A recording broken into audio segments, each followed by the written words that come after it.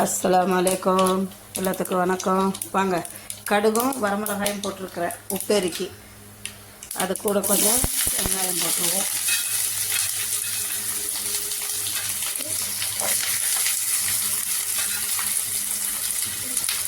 வெங்காயம் போட்டாச்சு. நான் இன்றைக்கி மோட்டா ரைஸ் எடுத்து வச்சுருக்கேன். இதுக்கு வெங்காயத்துக்கு கொஞ்சோண்டு இந்த உப்பு போட்டோம்னா சீக்கிரம் வெங்காயம் வந்து கண்ணாடி பதம் வந்துடும்.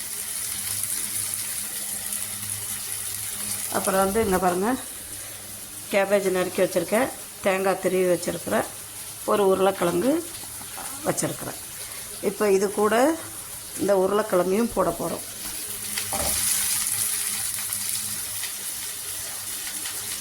வெங்காயம் வதங்குறப்பே உருளைக்கிழங்கு போட்டுருங்க, இல்லைன்னா ஒரு மாதிரி சீக்கிரம் வேகாது. இப்போ நமக்கு வெங்காயம்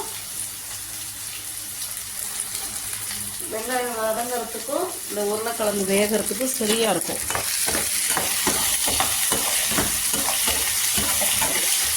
இந்த இதில் நான் வந்து இப்போது இஞ்சி பூண்டு பேஸ்ட்டு போடுறேன். இது இஞ்சி பூண்டு பேஸ்ட்டு.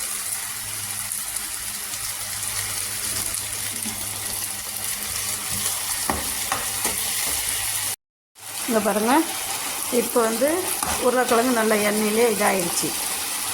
இப்போ ஏன்னா ரொம்ப வேகக்கூடாது, ரெண்டாக நம்ம முட்டைக்கோஸ் போடுறப்போ இதாகிடும். இந்த இதில் முட்டைக்கோஸ் போட்டுருவேன் நான்.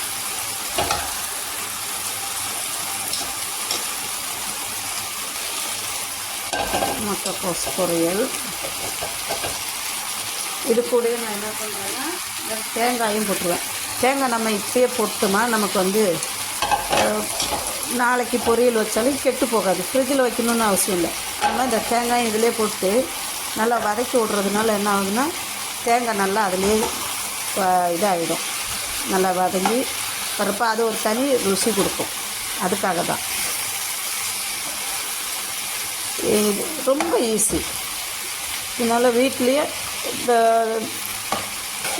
ஒரு உருளைக்கிழங்கு இருக்கா, கொஞ்சம் முட்டைக்கோஸ் இருக்கா, ஒரு வெங்காயம், கொஞ்சம் இஞ்சி பூண்டு பேஸ்ட்டு, கொஞ்சம் தேங்காய் வெட்டினமாக நறுக்கி போட்டு ஒரு வரமிளகாய் போட்டு தாளிச்சிருங்க. சூப்பராக இருக்கும். இது ரொட்டி கூட வச்சு சாப்பிட்லாம், சப்பாத்தி கூட வச்சு சாப்பிட்லாம், ப்ரெட்டில் வச்சு சாப்பிட்லாம். இப்போது சாம்பார் சாதம் இருந்தால் சாம்பார் சாதத்துக்கு சைட் டிஷ் மாதிரி வச்சுக்கலாம். எல்லாத்துக்குமே இது சூப்பராக இருக்கும், செம்மையாக இருக்கும். இப்போ தேங்காயெல்லாம் போட்டு எல்லாத்தையும் கிண்டி விட்டாச்சு. ஒரு 5 நிமிஷம் இதாகட்டும். வாங்க, இங்கே பாருங்கள், பொரியல் ரெடி ஆயிடுச்சு.